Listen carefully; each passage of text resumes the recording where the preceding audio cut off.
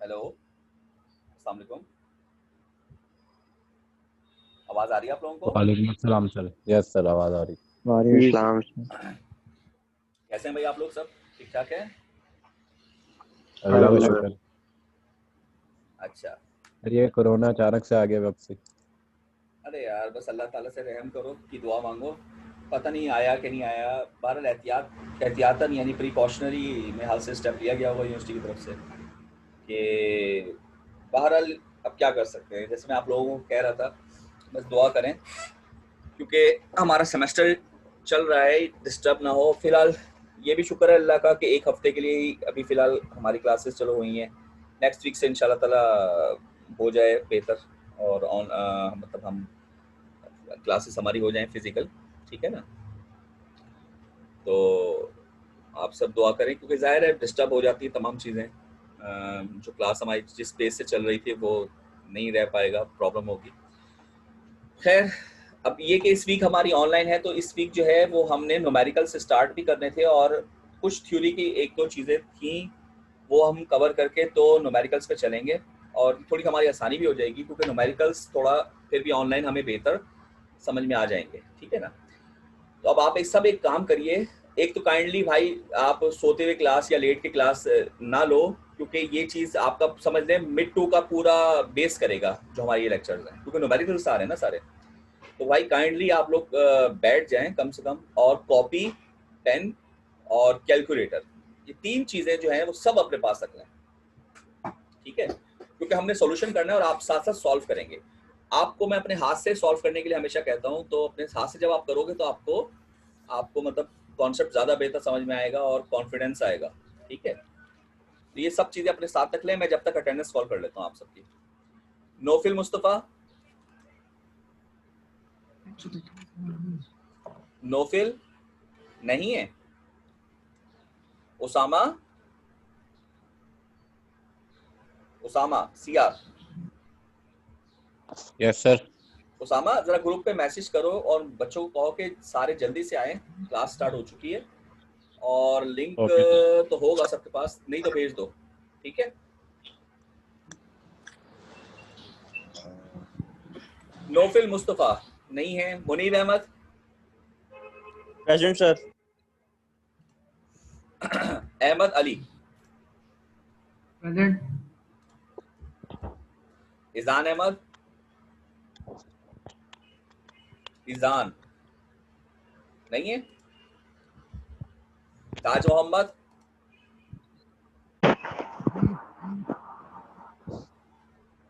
ताज मोहम्मद। अच्छा भाई, present sir. आप लोग भूल गए होंगे, मेजॉरिटी ने तो वैसे सही किया है यार, अपनी आईडी और नाम दोनों के साथ अपना यानी लॉगिन हो। अब ये एक बच्चा है 0458, कौन है ये 58? ये हुमैस अनवर है भाई, अपना नाम भी लिखो यार, हुमैस। ताज मोहम्मद नहीं है।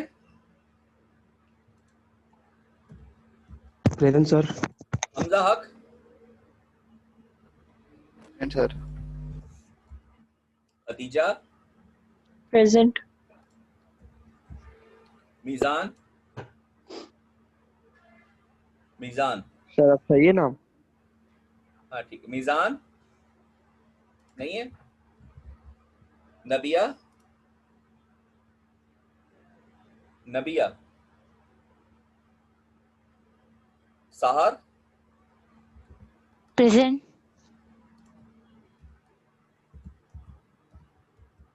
उसामा असगर, मोहम्मद कबीर, प्रेजेंट। मोहम्मद कबीर, कबीर नहीं है। Nawal Junaid,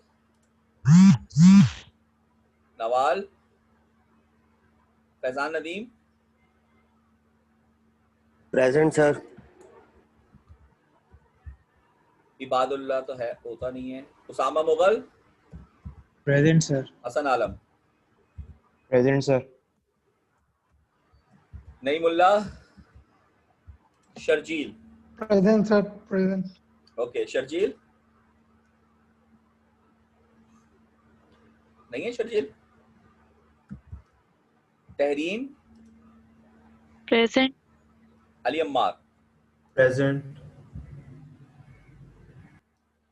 Umais Anwar, present sir. Sagar Lagari, Sagar Lagari, Ali Ahmed, present sir. Nauman Hanif,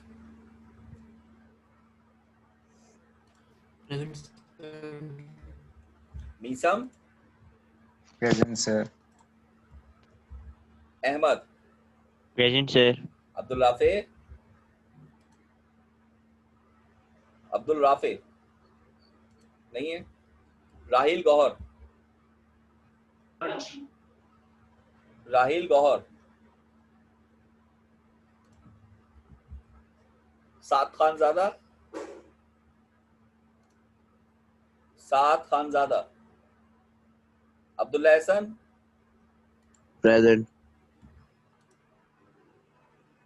Abdullah Ehsan है, प्रेजेंट सर। कोई और? सर मेरी नहीं लगी। नवाज जुनैद। आप बोली नहीं थी, आप अभी आई हैं। जी सर, मैंने अभी ज्वाइन किया।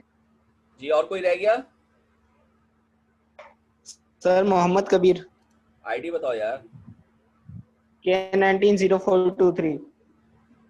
423, ठीक है। और कोई होगा सारे? मिजान सर, K190399। ठीक है, 399। Anyone else? जी सर। हो गए, सब हो गए। चलिए अच्छा जी, लेक्चर की तरफ चलते हैं। तो जैसे मैंने कहा था, कॉपी, कैलकुलेटर, पेन, तो आई थिंक कर लिए होंगे, सबने निकाल लिए होंगे। स्क्रीन शेयर करता हूं मैं जी। लास्ट क्लास में हम लोग कलेक्टर कैरेक्टरिस्टिक कर्व हम लोगों ने डिस्कस किए थे, अगर आपको याद हो। ये कर्व हम लोग कर चुके थे। अच्छा भाई, रिस्पांस जरूर साथ साथ देते रहिएगा, ठीक है ना, ताकि क्लास का पता रहे कि आप लोग सुन रहे हैं, बात, मेरी आवाज आप तक पहुंच रही है, ठीक है जी। बताइए, ये कर्व हो गए थे हमारे सारे, कर लिए थे ना हमने? जी सर। अच्छा ये बताएं, ये ए से बी तक ये कौन सा रीजन है? सर ये सैचुरेशन है। बिल्कुल ठीक, सैचुरेशन है। और ये वाला रीजन कौन सा है, बी से सी तक? एक्टिव। और सी से ऑनवर्ड? ब्रेकडाउन, ठीक है। अच्छा, इसमें ये जो एक्टिव रीजन है ना, इसका मैंने एक नाम आपको और बताया था, अगर आपको याद हो। बल्कि किसी को याद है? मैंने कहा था इसको एक्टिव रीजन भी कहते हैं, इसको एक और चीज भी मैंने आपको बताया था, वो कहते हैं, किसी को याद है? एम्पलीफिकेशन होती है। नहीं नहीं नहीं नहीं, अरे अरे यार सुन तो लो, सारे बोल पड़े। मैं कह रहा हूँ, एक बच्चे ने जवाब सही दे दिया वैसे बीच में। मैंने कहा एम्पलीफिकेशन तो ये करता है इस रीजन में। मैंने कहा रीजन कुछ और भी कहलाता है, एक बच्चे ने कुछ बताया था अभी। Sir linear. बिल्कुल सही, बिल्कुल सही, ये हमजा ने बताया शायद, लीनियर रीजन, बिल्कुल ठीक। इसको मैंने बताया था कि इसको लीनियर रीजन भी कहते हैं, ठीक है ना। यानी एक्टिव रीजन भी इसका नाम है, और इसका दूसरा नाम क्या है, लिख लीजिए, लीनियर रीजन। अक्सर जगह पे आपको टेक्स्ट में आपको ये दिख जाएगा क्या ट्रांजिस्टर लीनियर रीजन में है, और या दिख जाएगा कि एम्पलीफायर लीनियर रीजन में वर्क करता है, या ये कि इसको लीनियर रीजन में लाओ ताकि एम्पलीफायर बन सके। तो वहां पर बच्चा कंफ्यूज होता है, तो समझ ले कि लीनियर का मतलब वो एक्टिव की बात कर रहा है। यहाँ तक क्लियर बात?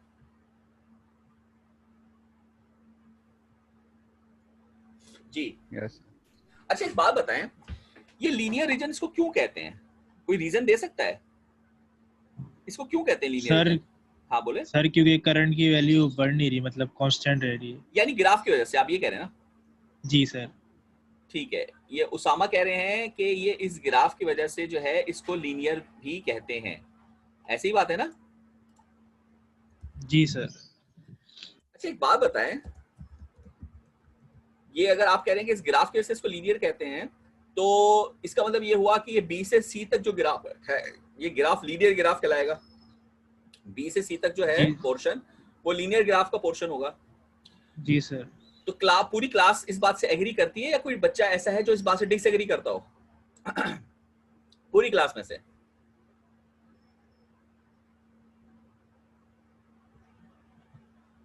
जी जल्दी से बताइए, कोई से डिसएग्री करता है? ये सब एग्री करते हैं? एग्री करते हैं सर। अच्छा, उसामा? जी सर। नहीं नहीं, दूसरा उसामा किधर है? सीआर वाला। Yes sir. हाँ उसामा, ये आप इस वाले उसामा से एग्री कर रहे हैं? यानी ये लीनियर ग्राफ कहलाता है? बिल्कुल सर। अच्छा, देखो एक बात मैं बताऊं, आप लोग थोड़ा सा भूल गए हो कि ये जो ग्राफ है ना, ये वाला, ये बिल्कुल भी लीनियर नहीं है। It is highly non linear. Linear graph तो ये है लीनियर ग्राफ। अगर आप लोअर क्लासेस याद करो तो आप क्या कहते हो कि अगर ये एक्स एक्सिस है और ये वाई एक्सिस है, तो जो चीज इन दोनों से लीनियरली रिलेट करेगी तो वो ग्राफ कुछ ऐसा नहीं होता? बताइए आप सब। जिसमें एक्स बढ़ रहा हो उसी प्रोपोर्शन से अगर y बढ़ रहा हो, तो दोनों का प्रोपोर्शन अगर सेम है तो इसको हम क्या कहते हैं? लीनियर। ये चीज लीनियर नहीं कहलाती? बताइए। इसका मतलब ये हुआ कि a से लेकर b तक का ग्राफ जो है वो लीनियर है, ये b से c तक तो नॉन लीनियर है। ये तो स्ट्रेट लाइन आ रही है, जिसका मतलब ये कि करंट बढ़ नहीं रहा, सिर्फ वोल्टेज बढ़ रहा है, या y बढ़ नहीं रहा, सिर्फ x बढ़ रहा है। तो मतलब इनका रिलेशनशिप तो नॉन लीनियर हो गया। लीनियर रिलेशनशिप तो a से b तक है, जबकि हम इसको लीनियर कह रहे हैं। इसको कहना मतलब इस ग्राफ के अकॉर्डिंग तो फिर इसको कहना चाहिए था लीनियर, मगर हम तो इसको कह रहे हैं। तो ये प्रॉब्लम समझ में आया आप सबको? जी सर। तो भाई ये एक ऐसा सवाल है जो काफी दफा वाइवास में या आपको जॉब इंटरव्यूज वगैरह या इधर उधर पूछी जाती है, और यहाँ पर बंदा फंसा देता है। पहले तो वो पूछता है कि लीनियर यानी इसको उसका दूसरा नाम क्या है, या लीनियर के रिस्पेक्ट से पूछता है, तो बच्चे को ये नॉलेज होनी चाहिए तो वो बताएगा। अगर नहीं पता तो वैसे ही नंबर कट गए, पता है तो वो बता देगा हाँ लीनियर कहलाता है। फिर वो अगला सवाल ये करेगा कि ये लीनियर ग्राफ है क्या, तो अगर जैसे आपने जवाब दे दिया हाँ लीनियर है, तो वैसे ही नंबर सारे कट जाएंगे। और अगर आपने कहा कि नहीं ये लीनियर तो नहीं है, तो फिर वो पूछेगा ये सवाल, तो उसका जवाब में अगर आता होगा तो आप देंगे, वरना फिर जाहिर है आप फंस जाएंगे। तो इसका जवाब मैं इन स्लाइड्स के आखिरी स्लाइड में आपको इसका जवाब देता हूँ। तो जरा भी जहन में रखें ये बात कि आखिरी स्लाइड में इसका जवाब आपको मिलेगा कि एक्टिव रीजन को हम लीनियर क्यों कहते हैं, जबकि ग्राफ तो नॉन लीनियर है। ठीक है, यहाँ तक बात क्लियर सबको? जी सर। तो बस ये अभी आखिरी स्लाइड में मैं इसका जवाब देता हूँ आपको। आगे चलिए जरा। ये हमने कर लिया था, ये भी कल हो गया था ट्रांजिस्टर, जब हमने कट ऑफ और सैचुरेशन कर लिया था। ये न्यूमेरिकल, तो इंशाल्लाह ताला अब हम न्यूमेरिकल स्टार्ट करेंगे। तो जरा मैंने कहा था आप सब अटेंटिव होके बैठिए, बिल्कुल अटेंटिव। अच्छा, क्वेश्चन पढ़िए जरा, कोई भी पढ़े। हमजा क्वेश्चन पढ़ो। Determine whether or not the transistor in figure 4.6 बस ऐसा कह दिया करो, in this figure. Figure number क्या लेना? In this figure. in this figure is in saturation. Assume we see saturation is equal to 0.2 volt. ठीक है, बिल्कुल सही। भाई आपका ऑब्जेक्टिव ये कि मालूम करना है ट्रांजिस्टर सैचुरेशन में है या नहीं। ठीक है, ये सर्किट बना हुआ है। अब जरा इसमें एक बात देखें कि इसको ना दो तरीके से हम सॉल्व कर सकते हैं। एक तरीका कहलाता है जनरल मेथड। जनरल मेथड का मतलब ये होता है कि इसको ऐसे तरीके से सॉल्व करें कि वही मेथड तमाम सर्किट्स पे लग सकता हो, तमाम बीजेटी के सवाल उसी, यानी एक ही तरीका हम सीखें और उसी से तमाम सॉल्व हो जाएं। ठीक है, वो जनरल मेथड है। और एक मेथड है स्पेसिफिक, यानी कि जो सिर्फ इस सवाल के लिए स्पेसिफिकली इस्तेमाल किया जाएगा, इस सवाल को सॉल्व करने के लिए। ठीक है, लेकिन वो हर जगह इस्तेमाल नहीं हो सके, मतलब जरूरी नहीं कि वो हर जगह इस्तेमाल हो। तो बुक वाले ने जो इस्तेमाल किया ना तरीका, वो स्पेसिफिक मेथड यूज किया इसको सॉल्व करने के लिए। वो आसान है थोड़ा।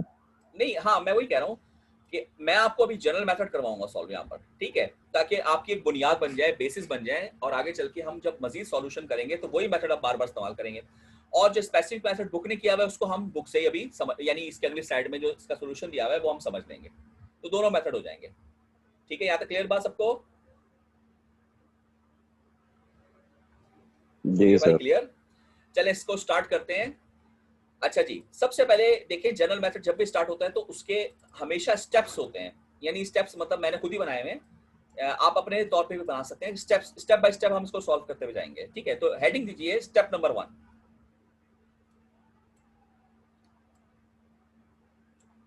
हेडिंग लिखिए स्टेप नंबर 1। लिख लिया?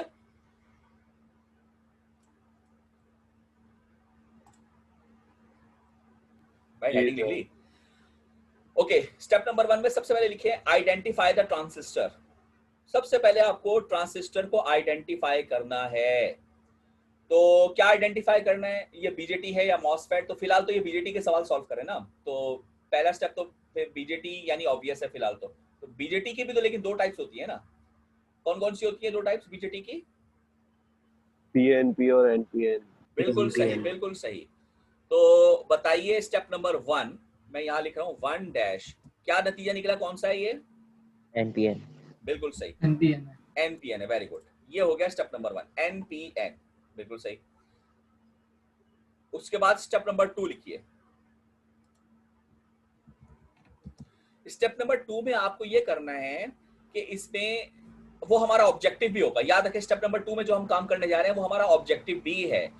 यानी ऑब्जेक्टिव क्या है, इसमें 6 चीजें फाइंड आउट करनी है। स्टेप नंबर 2 में आपको वो 6 चीजें लेबल करनी है इस सर्किट के ऊपर। तो आपको 6 चीजें फाइंड आउट करनी है, आपको ऑब्जेक्टिव है। याद रखो जनरल मेथड का मतलब हमेशा ये होता है कि 6 चीजें निकाल लो। आप कहोगे सर यहाँ तो लिखा है ट्रांजिस्टर सैचुरेशन, भाई वो 6 चीजें निकाल लो, कुछ भी लिखा हो। जब आप वो 6 चीजें निकाल लोगे तो जो कुछ लिखा होगा उसका आंसर खुद ब खुद आपके सामने आ जाएगा। यानी आप खुद ब खुद सारी चीजें निकालने के काबिल हो जाओगे। अच्छा याद करो, जैसे एलसीए में हम मैश एनालिसिस करते थे, तो मैश एनालिसिस में हम क्या करते थे, सारे मैश करंट निकालते थे, तो खुद ब खुद सारे नोड वोल्टेजेस भी बाद में आ जाते थे, सारी पावर्स भी आ जाती थी, सब सॉल्व हो जाता था। इसी तरह नोडल एनालिसिस में नोड वोल्टेजेस निकालते हैं सारे, तो सारे मैश करंट भी आ जाते थे खुद ब खुद से मुराद निकाल सकते थे, और पावर्स भी निकाल लेते थे, तो पूरा सर्किट सॉल्व हो जाता है। इसी तरह 6 चीजें निकालनी है जो आपका ऑब्जेक्टिव है, और स्टेप नंबर 2 में उनको लेबल करना है। तो वो 6 चीजें क्या हैं? ट्रांजिस्टर के आप जानते हैं 3 टर्मिनल्स होते हैं, नाम बताएंगे उनके टर्मिनल्स के? Emitter, collector, emitter, base. बिल्कुल ठीक। तो इन 6 चीजों में 3 चीजें तो इनके वोल्टेजेस हैं, यानी बेस वोल्टेज नोट कर लें। अच्छा ये जो याद रखें बी लिख रहा हूं ना मैं, ये सबस्क्रिप्ट में आएगा। मेरे पास यहाँ पे नहीं है ऑप्शन सबस्क्रिप्ट का, तो आप सबस्क्रिप्ट में लिखिएगा। पता है ना सबको, छोटा बी, ठीक है? हेलो, आवाज आ रही है? Yes. Yes, sir. अच्छा जी, बेस वोल्टेज, कलेक्टर वोल्टेज और एमिटर वोल्टेज, ये 3 चीजें हो गई, और इन्हीं 3 के करंट भी होंगे। कौन कौन से? बेस करंट, कलेक्टर करंट, और कौन सा होगा? और कौन सा होगा? एमिटर करंट, एमिटर करंट, बिल्कुल ठीक। अब इनको लेबल करना है, तो लेबल करने के लिए मैं आपको ये जगह बताएं क्या कराएगी, कौन सा वोल्टेज है ये? B0। कौन सा वोल्टेज है? Emitter B voltage, emitter voltage.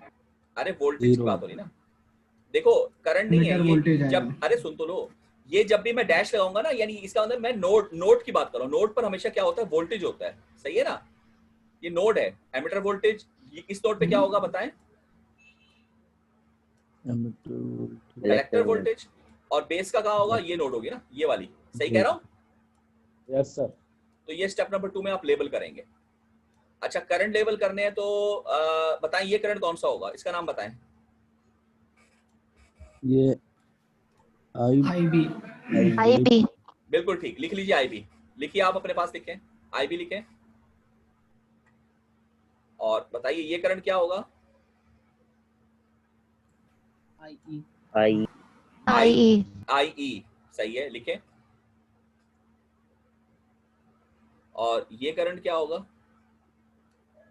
IC, क्योंकि ये पूरा इधर ही आ रहा है ना, IC है ना, सारा इधर ही आएगा। सही कह रहा हूं मैं? तो इसका नाम लिख लें, क्या होगा? IC। नोट कर लिए 6 की 6 चीजें? Yes sir. तो ये Yes, स्टेप sir. नंबर 2 हो गया। यहां तक कोई सवाल किसी का स्टेप नंबर 2 तक? कोई problem? No sir. Okay, step number 3 लिखिए। अच्छा स्टेप नंबर 3 के अंदर आपको ये करना है कि बाय इंस्पेक्शन, ऑब्जर्वेशन, आप इस सर्किट को इंस्पेक्ट करें, इस सर्किट को ऑब्जर्व करें, और जो चीज आपको देखने से, ऑब्जर्वेशन से, इंस्पेक्शन से जो चीज मालूम हो जाए वो लिख लें सबसे पहले। तो इन 6 चीजों में से बताएं आपको क्या चीज मालूम हो रही है बाय इंस्पेक्शन? IE, वो VE। अच्छा एक बात और भी है, एक बात और भी है, जरूरी नहीं कि बाय इंस्पेक्शन कोई चीज जरूरी मालूम भी ही हो सकता है कुछ भी मालूम ना हो रहा हो। तो आप कह सकते हैं स्टेप नंबर 3 पे नथिंग। तो अभी कुछ मालूम हो रहा है या नथिंग है? VE is equals to 0। बिल्कुल सही, अभी मालूम हो रहा है। VE डायरेक्टली ग्राउंडेड है, तो उसको मैं कह दूंगा 0 वोल्ट। सही है, यहां तक बात क्लियर? Yes sir. ओके, इसको बॉक्स कर दूं क्योंकि ये पहली चीज निकल आई। ये मैं टिक भी कर रहा हूं, ये पहली चीज निकली है इन 6 में से। कौन सी निकली है? ये वाली। यहाँ तक क्लियर बात? Yes, sir. अच्छा कुछ और बताया, ऑब्वियस मालूम हो रहा है इसके अलावा?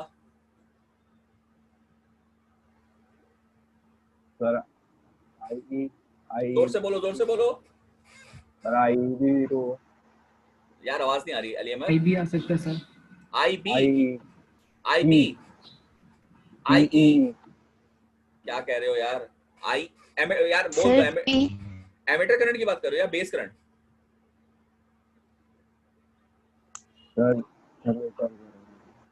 सर एमीटर करंट भी जीरो का। कैसे पता चला मीसम? एमीटर करंट जीरो का कैसे पता चला? सर डायरेक्टली ग्राउंड है, वोल्टेज अल्लाह के जीरो बंदे, अल्लाह के बंदे मीसम अब्बास, जब डायरेक्टली ग्राउंडेड होता है तो वोल्टेज जीरो होता है ना। करंट का कैसे पता चल गया? करंट तो ग्राउंड में, सारा का सारा करंट ग्राउंड में नहीं जाता हमेशा। आपका ग्राउंड में हमेशा हम क्या कहते हैं, ग्राउंड का वोल्टेज जीरो होता है, ये कहते हैं ना। कभी ये सुना आपने ग्राउंड का करंट जीरो होता है? ये तो कभी भी नहीं सुना आज तक। समझे बात? भाई ग्राउंड पर हमेशा वोल्टेज जीरो होगा, करंट तो सारा जाता ही ग्राउंड में है। तो करंट, अगर ग्राउंड में करंट भी जीरो हो गया तो बस फिर तो अल्लाह अल्लाह खैर सल्ला, फिर तो कभी कोई चीज चलेगी नहीं। तो करंट को तो नहीं मालूम हो सकता ना ग्राउंड देखकर। आई बात समझ में? जी सर, ओके। तो एमीटर करंट का हम नहीं बता सकते। और बताएं कोई और चीज?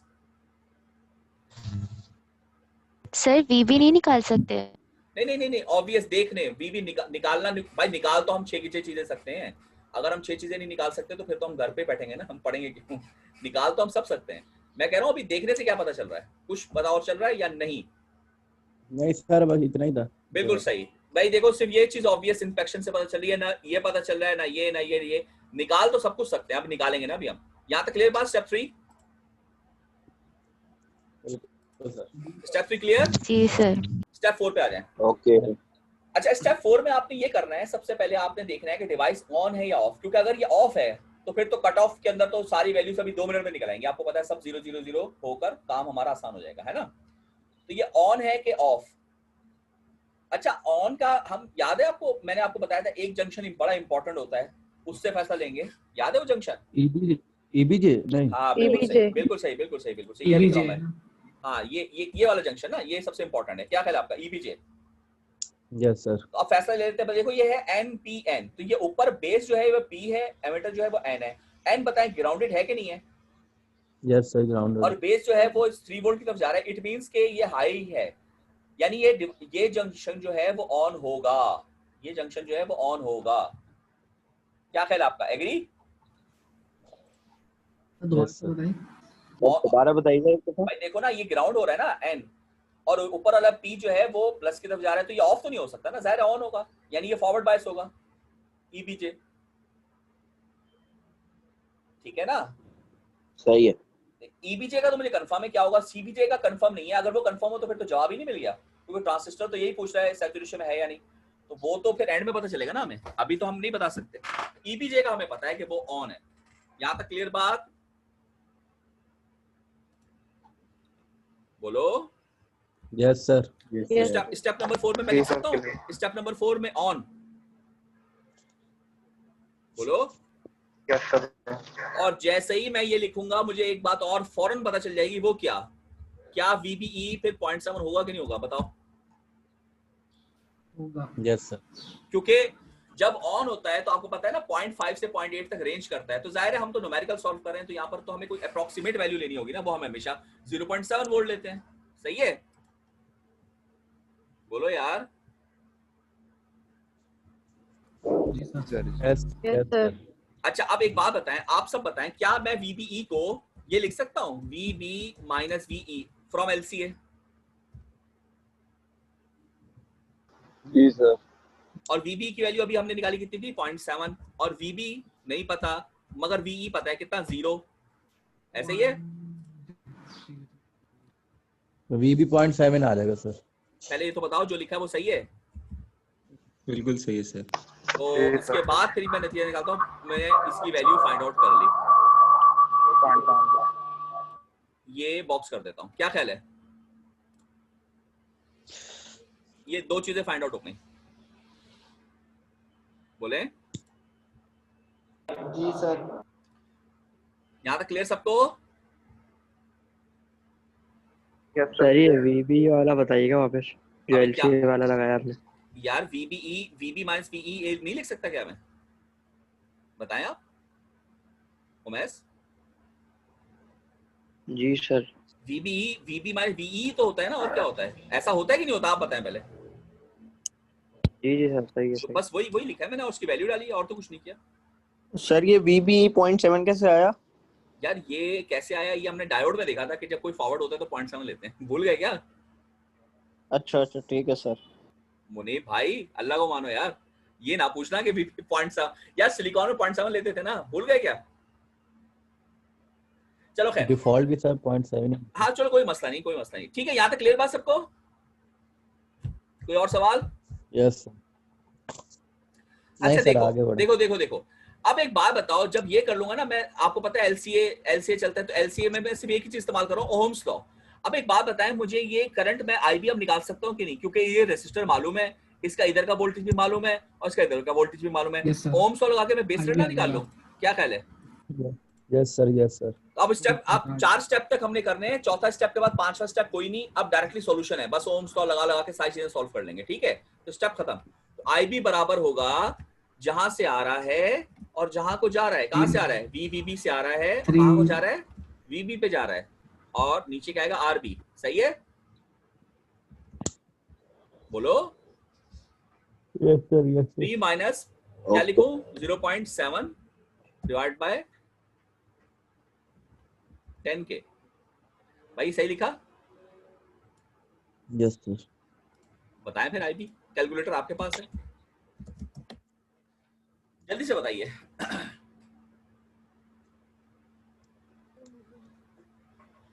Sir 2.3 exponent -4। यार ये नॉन इंजीनियर वाला जवाब नहीं चाहिए मुझे।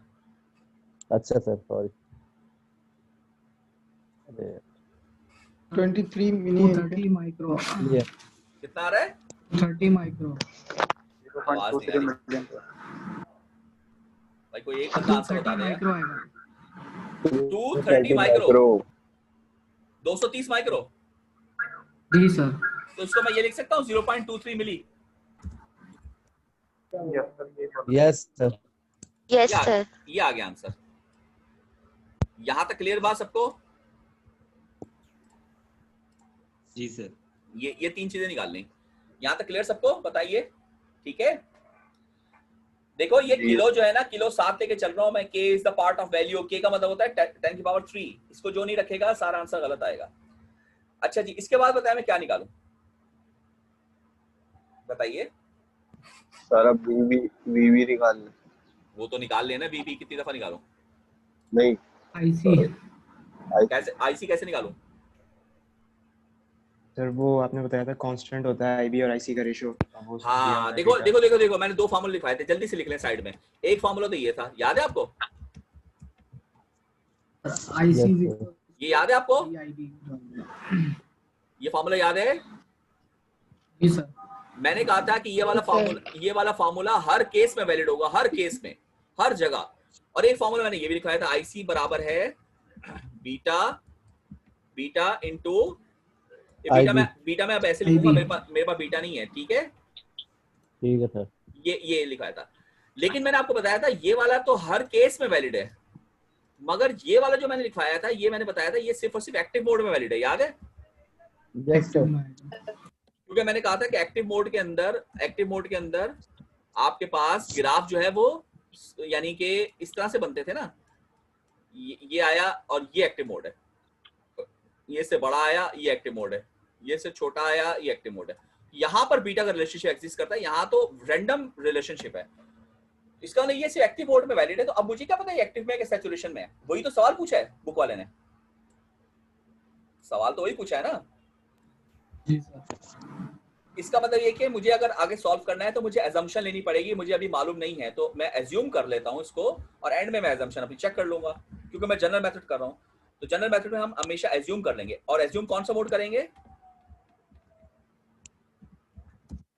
बोलिए। एग्जैक्टली, एज्यूम हमेशा हम एक्टिव मोड करेंगे। तो लिख लीजिए एजम्पशन एज्यूम एक्टिव मोड। और याद रखें जब भी कोई चीज एजम्पशन ली जाती है तो एंड में लाजमी चेक करना होता है, या तो वो सही होगी या गलत हो जाएगी। भाई ठीक है यहां तक?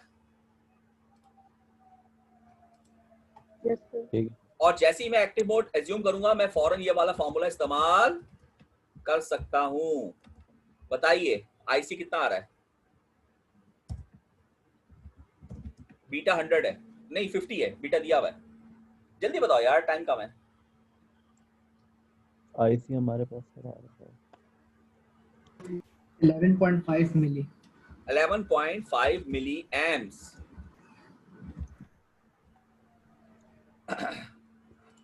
ये आ गया भाई, इसको मैंने कर दिया बॉक्स।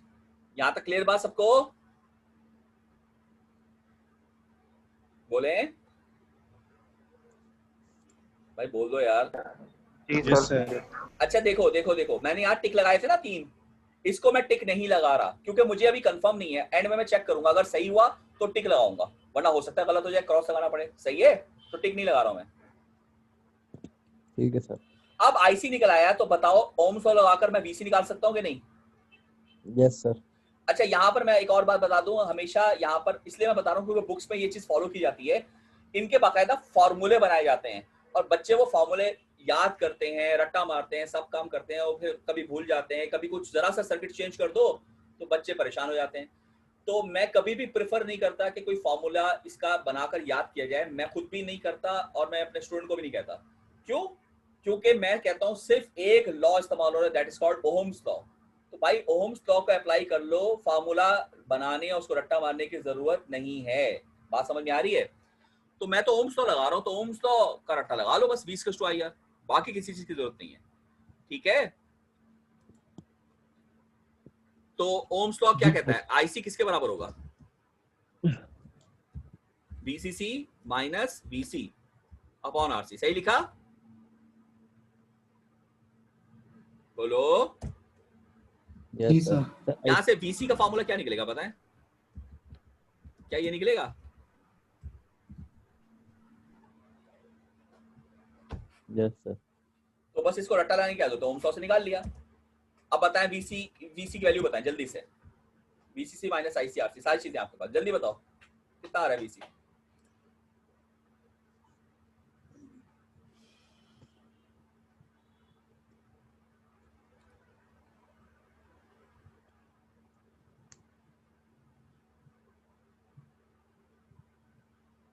बताओ। माइनस 1.5। 1.5 है सर, माइनस में। माइनस क्या आ रहा है?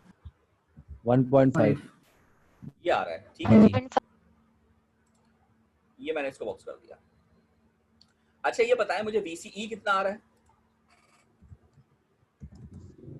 बताइए।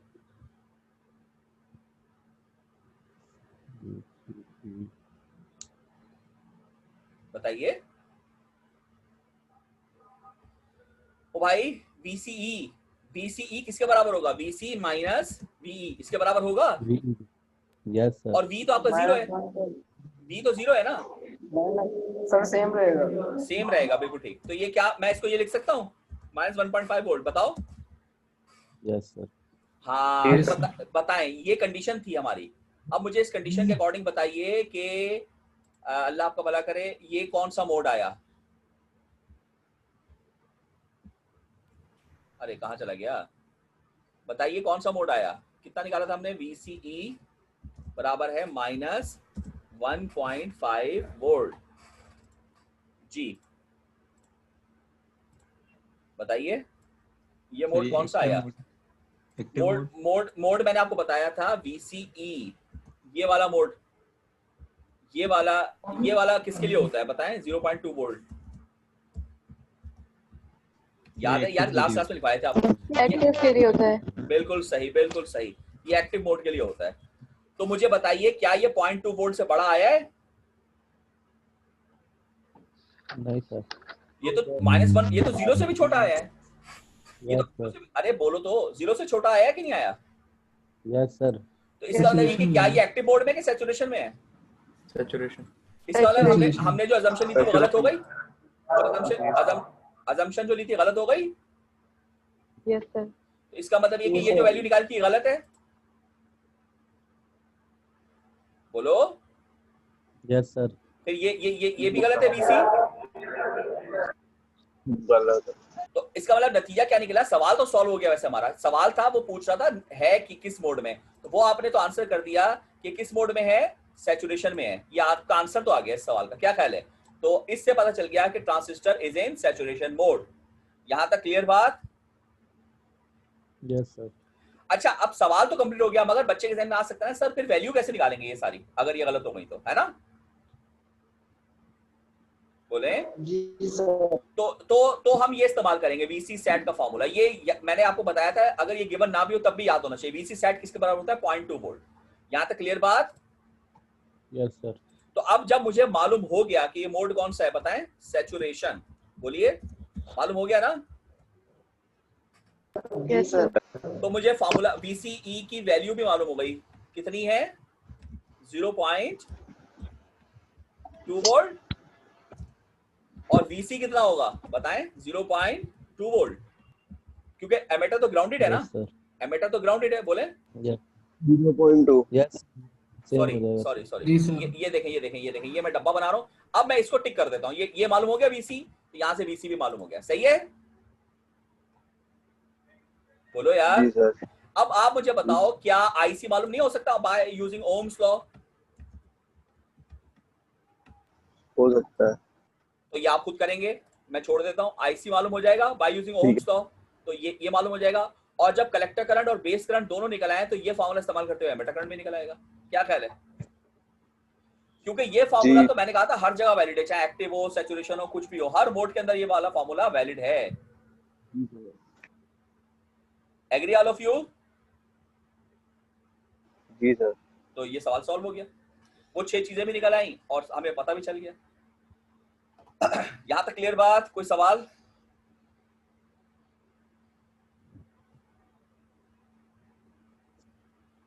ठीक है। हाँ सर।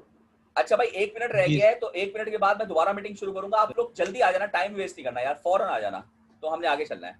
ठीक है? तो जरा इसका सोल्यूशन भी देख लेते हैं। ये देखिए, ये बुक वाले ने सॉल्व किया है। अच्छा, बुक वाले ने दूसरा मेथड इस्तेमाल किया है। उसने क्या किया? उसने पहले इसको कहा कि यार सैचुरेशन का चेक करता हूं। उसने कहा अगर ये सेट है 0.2 वोल्ट, वो यहाँ का वोल्टेज है, और एमीटर तो ग्राउंडेड है, तो कलेक्टर का भी इसके बराबर ही हो ना 0.2 वोल्ट के, है ना? Yes sir. तो कलेक्टर वोल्टेज, उसने कहा इससे करंट निकाल लेता हूं, तो उसने ओम्स लॉ लगाया। ये देखें, IC सेट कैसे निकाला? VCC minus VC set upon RC, यानी ओम्स लॉ लगाकर उसने निकाल लिया कितना करंट आ रहा है, 9.8 मिली एम्प्स। ठीक है, यहां तक क्लियर? ठीक है सर। फिर उसने बेस करंट निकाला। अच्छा, बेस करंट कैसे निकाला? ये हमारे तरीके से निकाला जो हमने किया था। तो देखो, हमारा भी यही आया था ना, 0.23 मिली।